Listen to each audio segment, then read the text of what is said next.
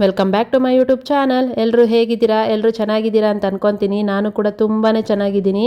ಇನ್ನಿದು ಸೋಮವಾರದ ವ್ಲಾಗ್ ಆಗಿರುತ್ತೆ. ಸೋಮವಾರ ಬೆಳಗ್ಗೆಯಿಂದನೇ ವ್ಲಾಗ್ನ ಸ್ಟಾರ್ಟ್ ಮಾಡಿಕೊಂಡೆ. ಬೆಳಗ್ಗೆ ಅಂತಂದರೆ ಬೆಳಗ್ಗೆ ಬೇಗನೆ ಎದ್ದಿದ್ದೆ. ಬೇಗ ಅಂತಂದರೆ ರಾತ್ರಿ 3:30ಲಿ ನನಗೆ ಎಚ್ಚರ ಆಗಿದ್ದು. ಯಾಕಂದರೆ ಯಾಕೋ ನನಗೆ ಸ್ವಲ್ಪ ಉಸಿರಾಡೋದಕ್ಕೆ ಕಷ್ಟ ಆಗೋಯ್ತು ರಾತ್ರಿ. ನನಗೆ ಅವಾಗವಾಗ ಥಂಡಿ ಟೈಮಲ್ಲಿ ಹಂಗೆ ಆಗ್ಬಿಡುತ್ತೆ, ವೀಸಿಂಗ್ ಪ್ರಾಬ್ಲಮ್ ಆಗುತ್ತೆ, ತುಂಬ ಉಸಿರಾಡೋದಕ್ಕೆ ಕಷ್ಟ ಆಗಿಬಿಡುತ್ತೆ. ಆವಾಗ ನಿದ್ದೆ ಬರಲ್ಲ ನನಗೆ. ಎದ್ದುಬಿಡ್ತೀನಿ. ಎದ್ದುಬಿಟ್ಟು ಒಂದು ಗ್ಲಾಸ್ ಬಿಸಿ ನೀರು ಕಾಯಿಸ್ಕೊಂಡು ಕುಡಿದ್ಬಿಟ್ಟು ಮತ್ತೆ ಮಲಗೋಣ ಅಂತ ನೋಡಿದೆ, ನಿದ್ದೆ ಬರಲೇ ಇಲ್ಲ ನನಗೆ. ಸರಿ ಇನ್ನು ಯಾಕೆ ಟೈಮ್ ವೇಸ್ಟ್ ಮಾಡೋದು, ಎದ್ದೇಳೋದು ಹೆಂಗಿದ್ರು ಎದ್ದುಬಿಟ್ಟಿದ್ದೀನಲ್ಲ ಅಂತ ವೀಡಿಯೋನ ಎಡಿಟ್ ಮಾಡ್ಕೊಳ್ಳೋಣ ಅಂತ ಅಂದ್ಕೊಂಡೆ. ಯಾಕಂದರೆ ಮೊನ್ನೆ ಶನಿವಾರ ಊರಿಗೆ ಹೋಗಿ ಬಂದಿದ್ದು ವೀಡಿಯೋ ಮಾಡ್ಕೊಂಡಿದ್ದೆ, ಅದನ್ನು ನಾನು ಎಡಿಟೇ ಮಾಡಿರಲಿಲ್ಲ. ಹಂಗಾಗಿ ಸರಿ ಅದನ್ನಾದರೂ ಮಾಡಿಬಿಡೋಣ, ವೀಡಿಯೋ ಅಪ್ಲೋಡ್ಗೆ ಹಾಕಬೇಕು. ಒಂದು ವಾರ ಮೇಲೆ ಆಗೋಗಿತ್ತು ನಾನು ವೀಡಿಯೋಸ್ನ ಅಪ್ಲೋಡೇ ಮಾಡಿರಲಿಲ್ಲ. ಹಾಗಾಗಿ ಸರಿ ವೀಡಿಯೋ ಮಾಡ್ಕೊಳ್ಳೋಣ ಅಂತ ಅಂದ್ಬಿಟ್ಟು ಎದ್ದುಬಿಟ್ಟು ಆ ವೀಡಿಯೋನೆಲ್ಲ ಎಡಿಟ್ ಮಾಡೋದಕ್ಕೆ ಅಂತ ಕೂತ್ಕೊಂಡೆ. 4 ಗಂಟೆಗೆ ಕೂತ್ಕೊಂಡೋಳು ನಾನು 6:30 7 ಗಂಟೆ ತನಕ ಅದೇ ಕೆಲಸ ಮಾಡಿಬಿಟ್ಟಿದ್ದೀನಿ. ವೀಡಿಯೋ ಎಡಿಟ್ ಮಾಡಿ, ವಾಯ್ಸ್ ಓವರ್ ಕೊಟ್ಟು, ಥಂಬ್ನೇಲ್ ಮಾಡಿ ಎಲ್ಲ ಮಾಡಿ ರೆಡಿ ಮಾಡೋಕ್ಕೆ ಅಷ್ಟೊತ್ತಾಯಿತು. ಆಮೇಲೆ ಎದ್ಬಿಟ್ಟು ಇನ್ನು ಸರಿ ಅಂತೇಳಿ ಅದನ್ನು ಆಮೇಲೆ ಅಪ್ಲೋಡ್ಗೆ ಹಾಕೋಣ ಅಂತ ಎತ್ತಿಟ್ಬಿಟ್ಟು ಇನ್ನು ಬೇರೆ ಕೆಲಸಗಳು ಮಾಡ್ಕೊಳ್ಳೋಣ ಅಂತ ಸ್ಟಾರ್ಟ್ ಮಾಡಿದ್ದು. ಇನ್ನು ಸೋಮವಾರ ಅಂದರೆ ಸಿಕ್ಕಾಪಟ್ಟೆ ಕೆಲಸ ಇರುತ್ತೆ. ಬೆಳಗ್ಗೆಯಿಂದನೇ ನನಗೆ ಕೆಲಸ ಜಾಸ್ತಿ ಇರುತ್ತೆ. ಮಾಮೂಲಿ ವಾರ ಪೂರ್ತಿ ಅಷ್ಟು ಕೆಲಸ ಅಂತ ಅನಿಸಲ್ಲ. ವಾರಗಳು ಮಾಡೋ ದಿವಸ ಅಂದರೆ ಶುಕ್ರವಾರದೊತ್ತಲು ಇರುತ್ತೆ ಮಾಮೂಲಿಯ ಕೆಲಸ. ಅದೇನೋ ಗೊತ್ತಿಲ್ಲ, ಸೋಮವಾರದೊತ್ತಲು ಮಾತ್ರ ಸಿಕ್ಕಾಪಟ್ಟೆ ಕೆಲಸ ಇರುತ್ತೆ. ಬೆಳಗ್ಗೆ ಹೊತ್ತು ಒಂದು ಕಡೆಯಿಂದ ಮನೆಯೆಲ್ಲ ಕ್ಲೀನ್ ಮಾಡಬೇಕು ಅನ್ನೋ ಥರ. ಭಾನುವಾರ ನಾನ್ ವೆಜ್ ಮಾಡಿರ್ತೀವಿ, ಅದಕ್ಕೆ ನಾನ್ ವೆಜ್ ಮಾಡಿರೋದ್ರಿಂದ ಕೂಡ ಮನೆಯೆಲ್ಲ ಕ್ಲೀನ್ ಮಾಡ್ಕೊಬೇಕಾಗತ್ತೆ. ಈ ಭಾನುವಾರ ನಾನ್ ವೆಜ್ಜು ಏನು ಮಾಡೋಕ್ಕೆ ಹೋಗಿರಲಿಲ್ಲ ನಾನು ಮನೆಯಲ್ಲಿ, ಆಚೆ ತಿಂದಿದ್ದು ಅಷ್ಟೇನೆ. ಹಾಗಾಗಿ ಆದರೂ ಕೂಡ ಸೋಮವಾರ ಅಂದ ತಕ್ಷಣ ನನಗೆ ಇಷ್ಟು ಕೆಲಸಗಳಿರುತ್ತೆ, ಮಾಡಲೇಬೇಕು. ಇನ್ನು ಫಸ್ಟ್ಗೆ ನಾನು ಫಸ್ಟು ಬೆಡ್ ಸ್ಪ್ರೆಡ್ನೆಲ್ಲ ಚೇಂಜ್ ಮಾಡ್ಕೊಂಬಿಡ್ತೀನಿ. ವಾರಕ್ಕೊಂದ್ಸರಿ ನಾನು ತೆಗಿತಾ ಇರ್ತೀನಿ ಬೆಡ್ ಸ್ಪ್ರೆಡ್ನ. ವಾರಕ್ಕೊಂದ್ಸಲಿ ತೆಗೆದುಬಿಟ್ರೆ ನನಗೆ ಸಮಾಧಾನ ಆಗುತ್ತೆ. ಹಾಗೆ ಇದ್ದರೆ ಅದೇನೋ ಗೊತ್ತಿಲ್ಲ, ನನಗೆ ವಾರಕ್ಕೊಂದ್ಸರಿ ತೆಗೆದುಬಿಡಬೇಕು ಬೆಡ್ ಸ್ಪ್ರೆಡ್ ಎಲ್ಲನೂ. ಸೋಮವಾರದ ಹೊತ್ತಲು ಅಥವಾ ಗುರುವಾರ ವಾರ ಮಾಡಿದಾಗಲೋ ಯಾವಾಗ ನೋಡಿಕೊಂಡು ಎಷ್ಟು ದಿನ ಆಗಿದೆ ಬೆಡ್ ಸ್ಪ್ರೆಡ್ ಹಾಕಿ ನೋಡಿಕೊಂಡು ನಾನು ಆವಾಗ ತೆಗೆದುಬಿಡ್ತೀನಿ. ಒಂದು ವಾರ ಆಗಿತ್ತು, ಹಾಗಾಗಿ ತೆಗೆದುಬಿಟ್ಟೆ. ಬೆಡ್ ಸ್ಪ್ರೆಡ್ನೆಲ್ಲ ತೆಗೆದುಬಿಟ್ಟು ಬೇರೆ ಚೇಂಜ್ ಮಾಡಿಬಿಟ್ಟು ಇನ್ನು ಎಲ್ಲ ಬಟ್ಟೆಗಳನ್ನೂ ವಾಶ್ಗೆ ಹಾಕ್ಬಿಡೋಣ ಅಂತ ಇವಾಗ ಮಿಷಿನ್ಗೆ ಹಾಕಿದೆ. ಬಟ್ಟೆಗಳು ಕೂಡ ಜಾಸ್ತಿನೇ ಇದ್ವು, ಹಾಗಾಗಿ ಎಲ್ಲ ಬಟ್ಟೆಗಳನ್ನೂ ಮಿಷಿನ್ಗೆ ಹಾಕ್ಬಿಟ್ಟು ಅದನ್ನು ಆನ್ ಮಾಡಿ ಬಿಟ್ಟೆ. ಅದ್ರ ಪಾಡ್ಗೆ ಅದು ಆಗ್ತಾ ಇರುತ್ತೆ ಕೆಲಸ ಅಂತ ಅಂದ್ಬಿಟ್ಟು. ಭಾನುವಾರದೊತ್ತಲೇ ಒಗೆದ್ಬಿಡ್ಬೇಕು. ನಾನು ಭಾನುವಾರದೊತ್ತಲು ಬಟ್ಟೆಗಳನ್ನ ಒಗೆಯೋಕ್ಕೆ ಹೋಗಲ್ಲ. ಭಾನುವಾರ ನಾನು ಜಾಸ್ತಿ ಏನು ಕೆಲಸ ಕೂಡ ಇಟ್ಕೊಳಕ್ಕೆ ಹೋಗಲ್ಲ. ಯಾಕಂದರೆ ಗೊತ್ತಿಲ್ಲ, ಭಾನುವಾರ ಒಂದಿನ ಫ್ರೀಯಾಗಿರಬೇಕು ಅಂತ ಅಂದ್ಕೊತೀನಿ. ಹಂಗಾಗಿ ಹಂಗೆ ಅಂದ್ಕೊತೀನಿ ಅಷ್ಟೇ. ಆದರೆ ಭಾನುವಾರನೇ ಇದಕ್ಕಿಂತ ಬೇರೆ ಕೆಲಸಗಳು ಜಾಸ್ತಿನೇ ಇರ್ತವೆ, ಅವನ್ನ ಮಾಡ್ಕೊಂಡಿರೋದೇ ಆಗಿಬಿಡುತ್ತೆ. ಸರಿ ಅಂತ ಬಟ್ಟೆಗಳನ್ನೆಲ್ಲ ಮಿಷಿನ್ಗೆ ಹಾಕ್ಬಿಟ್ಟು ಇನ್ನು ಮನೆಯೆಲ್ಲನೂ ಕಸ ಗುಡಿಸ್ಕೊಂಡೆ.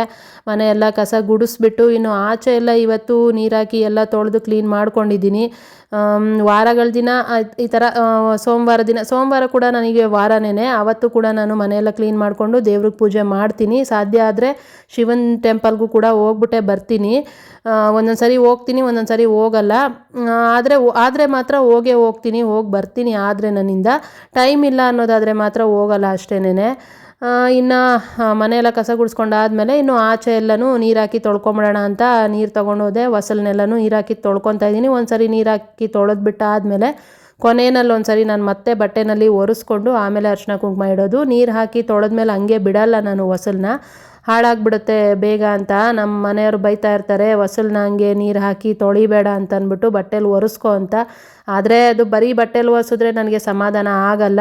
ಹಾಗಾಗಿ ನೀರು ಹಾಕಿ ತೊಳೆದ್ಬಿಟ್ಟು ಆಮೇಲೆ ನೀಟಾಗಿ ಒಂದು ಸರಿ ಬಟ್ಟೆನಲ್ಲಿ ಒರೆಸ್ಬಿಟ್ರೆ ನೀರಿನ ಕಲೆ ಕೂಡ ಇರಲ್ಲ, ಹೊಸಲು ಕೂಡ ಹಾಳಾಗಲ್ಲ, ಬೇಗ ಚೆನ್ನಾಗಿರುತ್ತೆ ಅಂತಂದ್ಬಿಟ್ಟು. ಇನ್ನು ಅದು ರೆಡಿಮೇಡ್ ಡೋರ್ ಅಲ್ವಾ, ಹಾಗಾಗಿ ನೀರೆಲ್ಲ ಎರಚಿದ್ರೆ ಡೋರು ಹಾಳಾಗುತ್ತೆ ಅಂತಂದ್ಬಿಟ್ಟು ಅವ್ರು ಹೇಳೋದು ಅಷ್ಟೇನೆ. ಸರಿ ಅಂತ ನೀರು ಹಾಕಿ ಎಲ್ಲ ತೊಳ್ಕೊಂಡಿದ್ದೀನಿ. ಮನೆ ಮೇಲಿಂದ ನೀರು ಹಾಕಿ ತೊಳೆದು ನೀಟಾಗಿ ಮಾಪಲ್ಲಿ ಒಂದು ಸರಿ ಒರೆಸ್ಕೊಂಬಿಟ್ಟು ಆಮೇಲೆ ರಂಗೋಲಿ ಬಿಡಿಸ್ಕೊಳ್ಳೋದಕ್ಕೆ ಅಂತ ಕೂತ್ಕೊಂಡೆ. ಫಸ್ಟು ಹೊಸಲನ್ನೆಲ್ಲ ಒರೆಸಿ ಅರಿಶಿನ ಕುಂಕುಮ ಇಟ್ಬಿಟ್ಟು ಹೊಸಲ ಮೇಲೆಲ್ಲ ರಂಗೋಲಿನ ಬಿಡಿಸ್ಕೊಂಡಿದ್ದೀನಿ. ಆಮೇಲೆ ಕೆಳಗಡೆ ರಂಗೋಲಿ ಬಿಡಿಸೋಣ ಅಂತ ಸ್ಟಾರ್ಟ್ ಮಾಡಿಕೊಂಡೆ. 7ರಿಂದ 4 ಚುಕ್ಕಿ ರಂಗೋಲಿ ಬಿಡಿಸೋಣ ಅಂತ ಅಂದ್ಕೊಂಡೆ. ನಾನು ಏನೋ ಯೋಚನೆ ಮಾಡ್ಕೊಂಡು ರಂಗೋಲಿ ಬಿಡ್ಸೋಕ್ಕೆ ಹೋದೆ. ಅದು ಬಿಡಿಸೋವಾಗ ಬೇರೆ ಏನೋ ಆಗೋಯ್ತು. ರಂಗೋಲಿ ಒಟ್ಟಿನಲ್ಲಿ ಕೊನೆಗೆ ಅದನ್ನು ಹೆಂಗೆಂಗೋ ಅಡ್ಜಸ್ಟ್ ಮಾಡಿ ಒಂದು ರಂಗೋಲಿ ಮಾಡಿ ಚೆನ್ನಾಗೇ ಮಾಡಿದೆ. ಒಟ್ಟಿನಲ್ಲಿ ರಂಗೋಲಿ ಅಂತೂ ನಾನು ಅಂದ್ಕೊಂಡಿದ್ದ ರಂಗೋಲಿ ಬರಲಿಲ್ಲ ಅಲ್ಲಿ. ಯಾಕೆ ನಾನು ಹಂಗೆ ಮಾಡಿದೆ ಅಂತ ನನಗೆ ಗೊತ್ತಾಗಲಿಲ್ಲ. ಒಟ್ನಲ್ಲಿ ರಂಗೋಲಿ ಚೆನ್ನಾಗೇ ಆಯಿತು, ಆದರೆ ನಾನು ಬಿಡಿಸ್ಬೇಕು ಅಂದಿದ್ದು ರಂಗೋಲಿಯಲ್ಲಿ ಬರಲಿಲ್ಲ. ಏನೋ ಒಂದು ಒಟ್ಟಿನಲ್ಲಿ ಬಿಡಿಸಿದ್ದೀನಿ. ಹೆಂಗಿದೆ ರಂಗೋಲಿ ಅಂತ ಕಮೆಂಟ್ ಮಾಡಿ ಹೇಳಿ, ಮಿಸ್ ಮಾಡ್ದಿರಾ, ಓಕೆನಾ?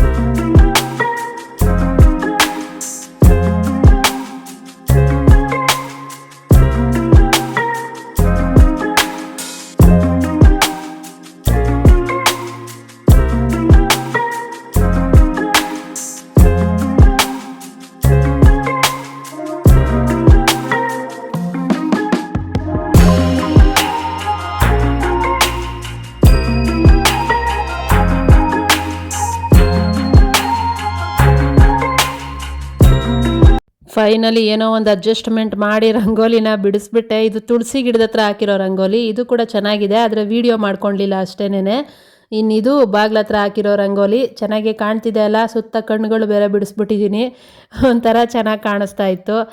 ಇನ್ನು ಅದೆಲ್ಲ ಕೆಲಸ ಮುಗಿಸ್ಕೊಂಡು ಆಚೆ ಕೆಲಸ ಮುಗಿಸ್ಬಿಟ್ಟು ಒಳಗಡೆ ಬಂದೆ. ನೀರು ತರಬೇಕಾಗಿತ್ತು. ಈ ಕ್ಯಾನನ್ನು ಮೊನ್ನೆಯಿಂದ ಪಾಚಿ ಕಟ್ಬಿಟ್ಟಿದೆ ಒಳಗಡೆ. ನನಗದು ನೋಡ್ತಾ ಇದ್ರೆ ನೀರು ಕುಡಿಯೋಕ್ಕೂ ಮನಸ್ಸಾಗ್ತಾ ಇರಲಿಲ್ಲ. ಕ್ಯಾನ್ನೇ ಚೇಂಜ್ ಮಾಡಿಬಿಡ್ಬೇಕು ಅಂತ ಅಂದ್ಕೊಂಡೆ. ನಮ್ಮ ಮನೆಯವ್ರಿಗೆ ಹೇಳಿದೆ, ಹಿಂಗಾಗಿದೆ, ನನಗೆ ಈ ಕ್ಯಾನ್ ಬೇಡ, ನನಗೆ ಇವಾಗ ಬೇರೆ ಕ್ಯಾನ್ ಕೊಡಿಸಿ ಅಂತ ಅಂದ್ಬಿಟ್ಟು. ನಾನೇನು ಅಂದ್ಕೊಂಡೆ ಅಂದರೆ, ಈ ಕ್ಯಾನ್ ಇವಾಗ ಕಲರು ಬಂದಿದ್ದಾವೆ ಅಲ್ಲ, ಕ್ಯಾಪ್ ತೆಗೆದ್ಬಿಟ್ಟು ವಾಶ್ ಮಾಡ್ಕೊಬೋದು, ಕೈ ಒಳಗಡೆ ಹೋಗುತ್ತೆ ಅದು ತೊಳೆಯೋದಕ್ಕೆ ಅಂತ, ಅದನ್ನು ಕೊಡಿಸಿ ಅಂತಂದೆ. ಅವರು ಅವೆಲ್ಲ ಬೇಡ, ಅದು ಲೋ ಕ್ವಾಲಿಟಿ ಪ್ಲಾಸ್ಟಿಕ್ಗಳು, ಇದೇ ಪ್ಲಾಸ್ಟಿಕ್ಕು, ಇದರಲ್ಲೇ ಇಟ್ಕೊಂಡು ಕುಡಿಬಾರ್ದು, ಅಂಥದ್ರಲ್ಲಿ ಆ ಪ್ಲಾಸ್ಟಿಕ್ ಕೇಳ್ತೀಯಾ, ಬೇಡ ಸುಮ್ಮನೆ ಇರು ಅಂತಂದರು. ಈಗ ಏನು ಮಾಡಬೇಕು ಇದನ್ನು ನಾನು, ಹೆಂಗೆ ಇದರಲ್ಲಿ ನೀರು ಕುಡಿಯೋದು ಅಂತ ಅಂದಿದ್ದಕ್ಕೆ ಆಮೇಲೆ ಸರಿ ಅಂತ ಅಂದ್ಬಿಟ್ಟು ಇದನ್ನು ಅಮೆಝಾನಲ್ಲಿ ಸರ್ಚ್ ಮಾಡಿ ಆರ್ಡ್ರ್ ಮಾಡಿದ್ದು. ತೋರಿಸಿದ್ರು, ಇದು ನೋಡು, ಇದನ್ನು ತೊಗೊಂಡ್ರೆ ವಾಶ್ ಮಾಡೋದಕ್ಕೆ ಈಸಿ ಆಗಿರುತ್ತೆ, ತೊಗೊತೀಯ ಏನು ಅಂತ. ಸರಿ ಅಂತ ಅಂದ್ಬಿಟ್ಟು ಇದನ್ನು ಆರ್ಡ್ರ್ ಮಾಡಿ ತರಿಸ್ಕೊಂಡಿದ್ದು. ನಾನು ಹೆಂಗಿರುತ್ತೋ ಏನೋ ಅಂತ ಅಂದ್ಕೊಂಡಿದ್ದೆ. ಪರವಾಗಿಲ್ಲ, ಚೆನ್ನಾಗೇ ಇದೆ. ಬ್ರಷ್ ಎಲ್ಲ ಕೂಡ ಲೆಂತ್ ಕೂಡ ಇದೆ, ನೀಟಾಗಿ ಉಜ್ಕೊಬೋದು ಕೈ. ಬ್ರಷ್ ಪೂರ್ತಿ ಒಳಗಡೆ ಹೋದ್ರೂ ಕೂಡ ಆಚೆಯಿಂದ ಉಜ್ಜೋದಕ್ಕೆ ಎಷ್ಟುದ್ದ ಬೇಕೋ ಅಷ್ಟುದ್ದ ಕೂಡ ಬಿಟ್ಟಿದ್ದಾರೆ ಹ್ಯಾಂಡ್ಲು. ಚೆನ್ನಾಗಿದೆ ನೋಡಿ, ಈ ಥರ ಸಪ್ರೇಟ್ ಪೀಸ್ ಇರುತ್ತೆ, ಇದನ್ನ ಈಗ ಫಿಕ್ಸ್ ಮಾಡ್ಕೊಳ್ಳೋದು ಬ್ರಷ್ನ. ಬ್ರಷ್ ಕೂಡ ಗಟ್ಟಿಯಾಗಿದೆ, ಚೆನ್ನಾಗಿದೆ, ನೀಟಾಗಿ ಉಜ್ಕೊಬೋದು. ಒಳಗಡೆ ಸಿಕ್ಕಾಬಟ್ಟೆ ನೀವು ನೋಡಿದ್ರಿ ಅಲ್ಲ ಪಾಚಿ ಹೆಂಗಿದೆ ಅಂತ ಅಂದ್ಬಿಟ್ಟು, ಆ ಥರ ಪಾಚಿ ಕಟ್ಟಿದೆ. ಆ ಥರ ಅದನ್ನು ನೀರು ಕುಡಿತಾ ಇದ್ದರೆ ಇನ್ನು ಹೆಂಗೆ ಇರಬೇಕು ಆರೋಗ್ಯ ಅಲ್ವಾ. ನನಗದನ್ನು ಈ ನಡುವೆ ನೋಡಿ ನನಗದ್ರಲ್ಲಿ ನೀರು ಕುಡಿಯೋಕ್ಕೆ ಮನಸ್ಸಾಗ್ತಾ ಇರಲಿಲ್ಲ, ಬೇಜಾರಾಗ್ತಾ ಇತ್ತು. ಅದಕ್ಕೆ ಇದು ಮಾಡಿದ್ದಕ್ಕೆ ಸರಿ ಅಂತ ಇದನ್ನು ಆರ್ಡ್ರ್ ಮಾಡ್ಕೊಂಡಿದ್ದಾಯಿತು. ಅದಕ್ಕೆ ಇವಾಗ ಸ್ವಲ್ಪ ವಾಷಿಂಗ್ ಮಿಷಿನ್ಗೆ ಹಾಕೋ ಲಿಕ್ವಿಡ್ಡೇ ಹಾಕ್ಕೋತಾ ಇದ್ದೀನಿ. ಬೇಕಿದ್ರೆ ಸರ್ಫ್ ಪುಡಿ ಕೂಡ ಹಾಕ್ಕೊಬೋದು. ಸರ್ಫ್ ಪುಡಿ ಹಾಕಿದ್ರೆ ಏನಂದರೆ ಜಾಸ್ತಿ ನೊರೆ ಬರುತ್ತೆ, ಅದು ತೊಳೆಯೋದಕ್ಕೆ ತುಂಬ ಹೊತ್ತು ತೊಗೊಬೇಕಾಗತ್ತೆ, ನೀರು ಜಾಸ್ತಿ ಹಾಕಿ ತೊಳಿಬೇಕು, ನೊರೆ ಜಾಸ್ತಿ ಬರುತ್ತೆ ಸರ್ಫ್ ಪುಡಿದು. ಮತ್ತು ಆಮೇಲೆ ಸ್ಮೆಲ್ ಕೂಡ ಹಾಗೆ ಇರುತ್ತೆ ತೊಳೆದಾದ್ಮೇಲೆ ಕೂಡ ಸರ್ಫ್ ಪುಡಿದು. ಅದಕ್ಕೆ ನಾನು ಸರ್ಫ್ ಹಾಕಲಿಲ್ಲ, ಲಿಕ್ವಿಡ್ ಹಾಕ್ಕೊಂಡೆ. ಲಿಕ್ವಿಡ್ ಆದರೆ ಜಾಸ್ತಿ ನೊರೆ ಬರಲ್ಲ ಅಂತ ನೋಡಿ. ಈ ಥರ ಒಳಗಡೆ ಹಾಕ್ಕೊಳ್ಳೋದು, ಹೋಗುತ್ತೆ ಆರಾಮಾಗಿ. ಒಳಗಡೆ ಹಾಕ್ಬಿಟ್ಟು ಚೆನ್ನಾಗಿ ಉಜ್ಕೊಳ್ಳೋದು. ಸ್ವಲ್ಪ ಸ್ಟಾರ್ಟಿಂಗ್ ಉಜ್ಜೋದಕ್ಕೆ ಕಷ್ಟ ಅಂತ ಅನಿಸುತ್ತೆ, ಆಮೇಲೆ ನಿಧಾನಕ್ಕೆ ಅಡ್ಜಸ್ಟ್ ಆಗುತ್ತೆ, ಉಜ್ಬೋದು. ನೀಟಾಗಿ ಉಜ್ಜಿ ಕ್ಲೀನ್ ಮಾಡಿಕೊಂಡೆ. ಹೆಂಗಿತ್ತು ನೋಡಿ ಆ ಪಾಚಿದು, ಎಲ್ಲ ಉಜ್ಜಿ ಕ್ಲೀನ್ ಮಾಡೋಷ್ಟೊತ್ತಿಗೆ ನೀಟಾಗಿ ಕಾಣಿಸ್ತಾ ಇತ್ತು ಕ್ಯಾನು. ಇವಾಗ ಸಮಾಧಾನವಾಗಿ ನೀರು ಕುಡಿಬೋದಪ್ಪ, ಇನ್ಮೇಲೆ ಯಾವಾಗ ಬೇಕೋ ಅವಾಗ ನೀಟಾಗಿ ಕ್ಲೀನ್ ಮಾಡ್ಕೊಬೋದು ಅಂತ ಅಂದ್ಕೊಂಡೆ. ಕೆಳಗಡೆ ಮಾತ್ರ ಪಾಚಿ ಆಗಿದೆ ಅಂತ ಕೆಳಗಿಂದ ಮಾತ್ರ ಕಾಣಿಸ್ತಿತ್ತು, ಮೇಲ್ಗಡೆ ಕೂಡ ನಾನು ಕೈ ಇಟ್ಟಿರೋ ಹತ್ರ ಕೂಡ ಫುಲ್ಲು ಪಾಚಿನೇ, ಅದು ಗೊತ್ತಾಗ್ತಾನೆ ಇರಲಿಲ್ಲ. ಕ್ಯಾನ್ ಕಲರ್ ಫುಲ್ಲು ಡಲ್ಲಾಗಿನೇ ಕಾಣಿಸ್ತಾ ಇತ್ತು. ಉಜ್ಜಿ ಆದಮೇಲೆ ನೀಟಾಗಿ ಕಾಣಿಸ್ತಾ ಇತ್ತು, ಅಷ್ಟು ಪಾಚಿ ಕಟ್ಕೊಂಡಿದೆ. ನಾನು ಇಷ್ಟು ದಿನ ಇದೇ ನೀರನ್ನ ಕುಡಿತಾ ಇದ್ನಾ ಅಂತ ನನಗೆ ಒಂಥರ ಬೇಜಾರಾಗೋಯ್ತು. ಆ ಥರ ಆಗಿತ್ತು ಕ್ಯಾನ್ ಅದು. ಈ ಥರ ನೀಟಾಗಿ ಉಜ್ಕೊತಾ ಇದ್ದೀನಿ ಎಲ್ಲ ಕಡೆಗೂ. ಚೆನ್ನಾಗಿದೆ, ಆರಾಮಾಗಿ ತರಿಸ್ಕೊಂಡು ಯೂಸ್ ಮಾಡ್ಬೋದು. ಯಾರಾದರೂ ಈ ಥರ ಕ್ಯಾನ್ನ ಯೂಸ್ ಮಾಡ್ತಾ ಇರೋರಿಗೆ ಯೂಸ್ ಆಗುತ್ತೆ ನೋಡಿ. ಅಮೆಝಾನಲ್ಲಿ ಸಿಗುತ್ತೆ ಇದು. ಲಿಂಕ್ ಬೇಕಾದರೆ ನಾನು ಹಾಕಿರ್ತೀನಿ ಡಿಸ್ಕ್ರಿಪ್ಷನಲ್ಲಿ, ನೋಡಿಬಿಟ್ಟು ಪರ್ಚೇಸ್ ಮಾಡಿಕೊಂಡು ಯೂಸ್ ಮಾಡ್ಕೊಳ್ಳಿ. ಕ್ಯಾನ್ ಎಲ್ಲರೂ ಮನೇಲೂ ಫಿಲ್ಟ್ರೇ ಇರಲ್ಲ ಅಲ್ಲ, ಫಿಲ್ಟ್ರ್ ಇದ್ದರೂ ಕೂಡ ಅದನ್ನು ಕೂಡ ಪ್ಲಾಸ್ಟಿಕ್ಕೇನೆ, ಅದನ್ನು ನಾವು ಅವಾಗವಾಗ ವಾಶ್ ಮಾಡ್ಕೊತಾನೆ ಇರಬೇಕು. ಕ್ಯಾನ್ನು ಕೂಡ ವಾಶ್ ಮಾಡ್ತಾನೆ ಇರಬೇಕು. ಇವಾಗಂತೂ ನಾವು ಕುಡಿತಾ ಇರೋ ನೀರು ಕೂಡ ಒಳ್ಳೆಯದೇ ಅಲ್ಲ, ಯಾವುದ್ರಲ್ಲೂ ಮಿನರಲ್ಸೇ ಇರಲ್ಲ ಅಂಥ ನೀರನ್ನ ಕುಡಿತಾ ಇದ್ದೀವಿ ನಾವು.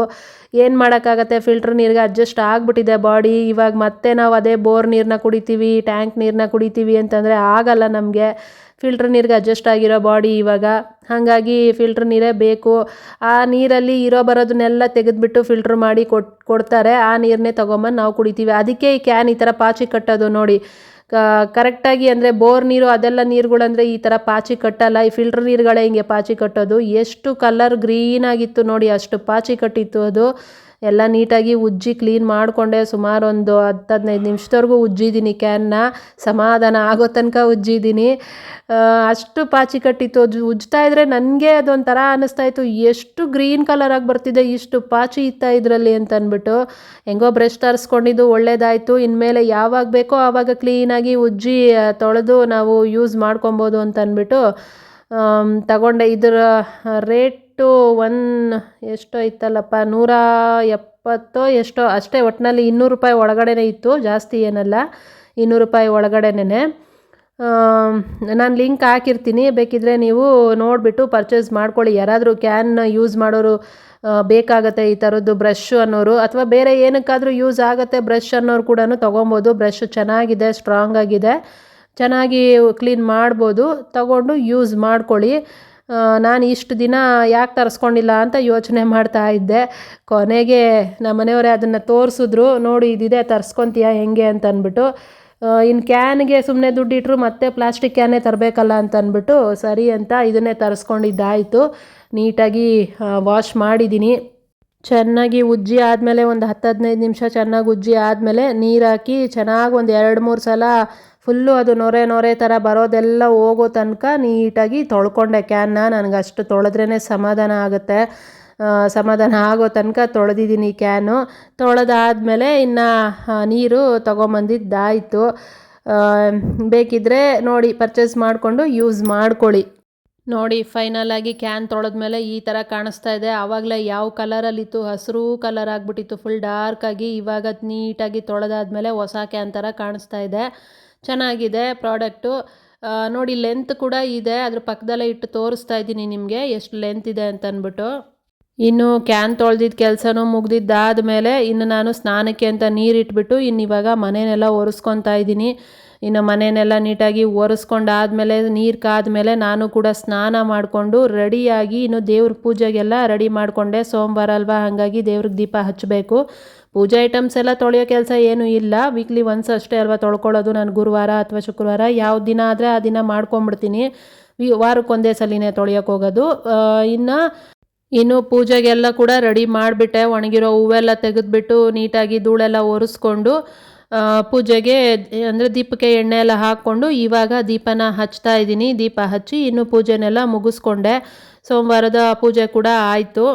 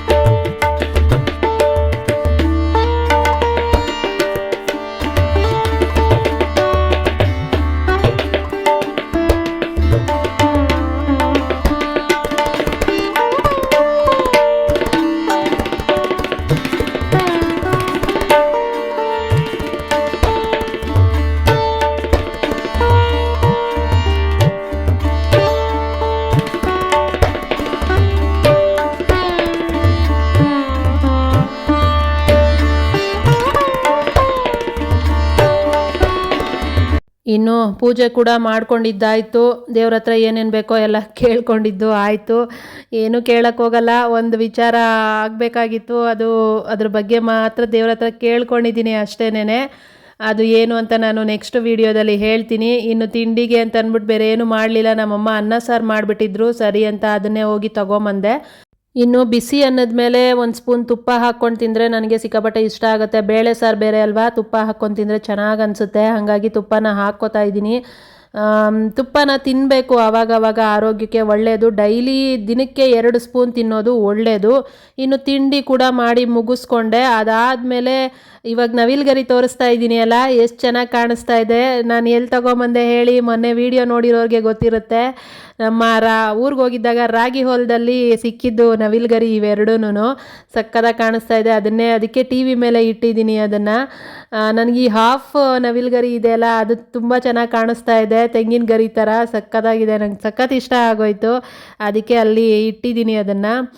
ಇನ್ನಿವಾಗ ಬಟ್ಟೆಗಳನ್ನ ವಾಶ್ಗೆ ಹಾಕಿದ್ದೆ ಅಲ್ಲ ಆವಾಗಲೇ, ಅದೊಂದು ಕೆಲಸ ಬ್ಯಾಲೆನ್ಸ್ ಉಳಿದಿತ್ತು. ಬಟ್ಟೆಗಳು ಆಗಿದ್ವು, ಒಣಗಾಕಿರಲಿಲ್ಲ. ತಿಂಡಿ ಮುಗಿಸ್ಕೊಂಡ್ಮೇಲೆ ಬಂದು ಬಟ್ಟೆಗಳನ್ನ ಒಣಗಾಕ್ತಾ ಇದ್ದೀನಿ. ವಾರಕ್ಕೊಂದ್ಸರಿ ಅಂತಲ್ಲ, ಯಾವಾಗ ಜಾಸ್ತಿ ಇರುತ್ತೆ ಬಟ್ಟೆ ಆವಾಗ ಮಿಷಿನ್ಗೆ ಹಾಕ್ಬಿಡ್ತೀನಿ ನಾನು. ಜಾಸ್ತಿನೇ ಬೀಳ್ತಾನೆ ಇರುತ್ತೆ ಬಟ್ಟೆಗಳು, ಡೈಲಿ ಇನ್ನು ತೆಗಿತಾನೆ ಇರ್ತೀವಿ ಅಲ್ಲ, ಹಾಗಾಗಿ ಎಲ್ಲ ಬಟ್ಟೆಗಳನ್ನು ವಾಶ್ ಮಾಡಿ ಒಣಗಾಕಿದ್ದು ಆಯಿತು. ಇವತ್ತು ಬೆಳಗ್ಗೆ ಕೆಲಸ ಇಷ್ಟು, ಬೆಳಗ್ಗೆ ಎದ್ದರೆ ಅದು ಎಷ್ಟು ಕೆಲಸಗಳು ಅಂತ ಟೈಮು ಹೋಗೋದೇ ಗೊತ್ತಾಗಲ್ಲ, ಅಷ್ಟು ಕೆಲಸಗಳಿರುತ್ತೆ. ಕೆಲಸಗಳು ಮಾಡ್ತಾನೆ ಇರ್ತೀವಿ ಬೆಳಗ್ಗೆ ಎದ್ದಾಗಿಂದನೂ ಸಂಜೆವರೆಗೂ ಗೊತ್ತಾಗೋದೇ ಇಲ್ಲ ಅದು ಎಷ್ಟು ಕೆಲಸಗಳು ಮಾಡಿರ್ತೀವಿ ಅಂತ ಅಂದ್ಬಿಟ್ಟು. ಮನೆಯಲ್ಲಿದ್ದರೆ ಹೀಗೆ ಇರುತ್ತೆ ಹೆಂಗಸ್ರಿಗೆ. ಆಚೆ ಹೋಗೋರಿಗೆ ಒಂದೇ ಕೆಲಸ, ಮನೇಲಿರೋರಿಗೆ 1000 ಕೆಲಸಗಳಿರುತ್ತೆ. ಒಂದು ಕೆಲಸ ಮುಗಿಸೋಷ್ಟೊತ್ತಿಗೆ ಇನ್ನೊಂದು ಕೆಲಸ ರೆಡಿ ಇರುತ್ತೆ. ನಾನಿದ್ದೀನಿ ಅಂತ ಹೇಳ್ತಾನೆ ಇರುತ್ತೆ.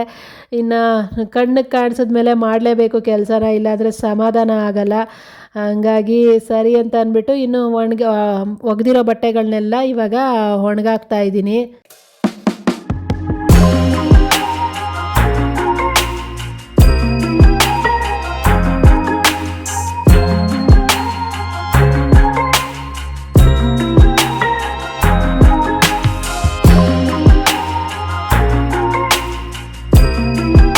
ಇನ್ನು ನಾನು ಹಾಕ್ಕೊಂಡಿರೋ ಡ್ರೆಸ್ಸು ಹೆಂಗಿದೆ ಅಂತೇಳಿ ಕಮೆಂಟ್ ಮಾಡಿ ಹೇಳಿ. ಯಾಕಂತಂದರೆ ಅದನ್ನು ನಾನೇ ಸ್ಟಿಚ್ ಮಾಡಿರೋದು, ಅದಕ್ಕೆ ಕೇಳ್ತಾ ಇದ್ದೀನಿ. 2 ವರ್ಷದ ಹಿಂದೆ ಹೊಲ್ದಿದ್ದೆ, ಹಾಕ್ತಾ ಇರಲಿಲ್ಲ ಅದನ್ನು. ಆವಾಗ ಸ್ವಲ್ಪ ದಪ್ಪ ಜಾಸ್ತಿ ಇದೆ ಅಂತ ಅಂದ್ಬಿಟ್ಟು. ಇವಾಗ ಸಣ್ಣ ಆಗಿರೋದಕ್ಕೆ ಹಾಕ್ಕೊಳ್ಳೋಕ್ಕೆ ಚೆನ್ನಾಗಿ ಅನ್ನಿಸ್ತಾ ಇದೆ, ಹಾಗಾಗಿ ಇವಾಗ ಹಾಕ್ಕೋತಾ ಇದ್ದೀನಿ. ತುಂಬ 2 ವರ್ಷದಿಂದ ಹಾಗೆ ಎತ್ತಿಟ್ಬಿಟ್ಟಿದ್ದೆ ಅದನ್ನು. ಕಮೆಂಟ್ ಮಾಡಿ ಹೇಳಿ ಹೆಂಗೆ ಕಾಣಿಸ್ತಿದೆ ಅಂತ ಅಂದ್ಬಿಟ್ಟು. ಇನ್ನು ಇದು ಮಂಗಳವಾರ ಬೆಳಗ್ಗೆ ಬ್ರೇಕ್ಫಾಸ್ಟ್ಗೆ ಪಲಾವ್ ಮಾಡೋಣ ಅಂತ ಅಂದ್ಕೊಂಡೆ. ಆ ರೆಸಿಪಿನೂ ಹಾಗೆ ಶೇರ್ ಮಾಡಿಬಿಡೋಣ ಅಂದ್ಬಿಟ್ಟು ಇದರಲ್ಲಿ ಆ್ಯಡ್ ಮಾಡಿದ್ದೀನಿ. ಬೇರೆ ಏನು ವೀಡಿಯೋ ಮತ್ತೆ ಶೂಟ್ ಮಾಡ್ಕೊಳ್ಳೋಕೆ ಹೋಗಲಿಲ್ಲ. ಪಲಾವ್ಗೆ ಅಂತ ಅಂದ್ಬಿಟ್ಟು ಇಷ್ಟು ಐಟಮ್ಸ್ನ ರೆಡಿ ಮಾಡ್ತಾ ಇದ್ದೀನಿ. ರುಬ್ಕೊಳ್ಳೋದಕ್ಕೆ ಅಂತ ಕೊತ್ತಂಬರಿ ಸೊಪ್ಪು ಸ್ವಲ್ಪ ಹಾಕಿದ್ದೀನಿ, ಒಂದು 5-6 ಹಸಿಮೆಣ್ಸಿನ್ಕಾಯಿ, ಶುಂಠಿ, ಬೆಳ್ಳುಳ್ಳಿ, ಸ್ವಲ್ಪ ತೆಂಗಿನಕಾಯಿ ಹಾಕ್ಕೊಂಡು ರುಬ್ಕೊತಾ ಇರೋದು. ಇವತ್ತೊಂಚೂರು ಹಳ್ಳಿ ಸ್ಟೈಲಲ್ಲಿ ಮಾಡೋದು ಅಂತ. ಲಾಸ್ಟ್ ಟೈಮ್ ಒಂದ್ಸರಿ ತೋರಿಸಿದ್ದೆ ನಾನು ಹಳ್ಳಿ ಸ್ಟೈಲ್ದು, ಈಗ ಮತ್ತೆ ಅದೇ ರೆಸಿಪಿನ ಶೇರ್ ಮಾಡ್ತಾಯಿದ್ದೀನಿ. ಒಂದು 5-6 ಕಾಳಷ್ಟು ಮೆಣಸು, 1-2 ಚಕ್ಕೆ, ಲವಂಗ ಎಲ್ಲನೂ ಹಾಕ್ಕೊಂಡಿದ್ದೀನಿ. ಹಾಕ್ಕೊಂಡು ಸ್ವಲ್ಪ ನೀರು ಹಾಕ್ಬಿಟ್ಟು ಚೆನ್ನಾಗಿ ರುಬ್ಕೊಳ್ಳೋದು ಅಷ್ಟೇನೆ. ಈ ಥರ ನುಣ್ಣಗೆ ರುಬ್ಬಿ ಇಟ್ಕೊಂಡಿದ್ದೀನಿ.